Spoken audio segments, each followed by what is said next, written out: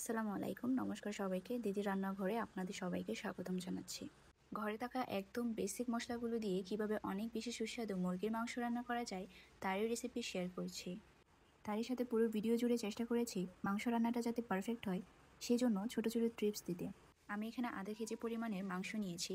এরপর আমি কিছু আলু সিদ্ধ করে নিয়েছি, আপনারা কাছেও দিতে পারেন।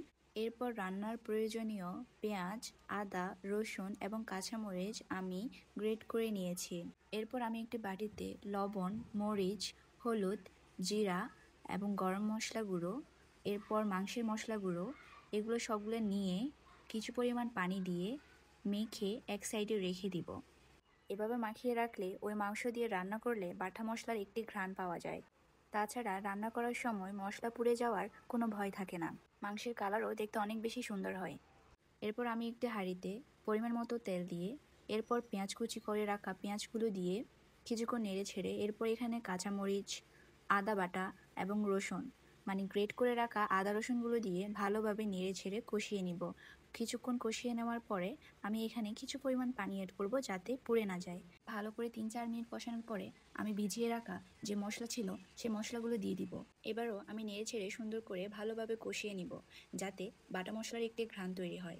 অনেকক্ষণ কষানোর পরে আমি এখানে পরিষ্কার করে ধুয়ে রাখা মাংসগুলো দিয়ে সুন্দরভাবে নেড়ে ছেড়ে মাংসের গায়ের সাথে মশলাগুলো মিশিয়ে নিব যাতে প্রত্যেকটা মাংসের টুকরাতে মশলাগুলো ভালোভাবে লেগে যায়। অনেক সময় দেখা যায় মাংসের তুলনায় মশলা অনেক কম হয়ে যায়, আবার মাংসের পরিমাণের তুলনায় মশলা অনেক বেশি হয়ে যায়, যার কারণে মাংস খেতে অনেক বেশি ভালো লাগে না। আপনারা পরিমাণ মতো মাংসের সাথে মশলা ইউজ করতে হবে। আমি এ পর্যায়ে কিছু পরিমাণ পানি দিয়ে ভালোভাবে কষিয়ে নিব, কারণ মাংস যদি একবার নিচে লেগে যায় বা পুড়ে যায় তাহলে মাংসের স্বাদ এবং রং দুটাই নষ্ট হয়ে যাবে। 2-1 বার আমি ঢাকনা উল্টিয়ে পানির পরিমাণ দেখে নিব।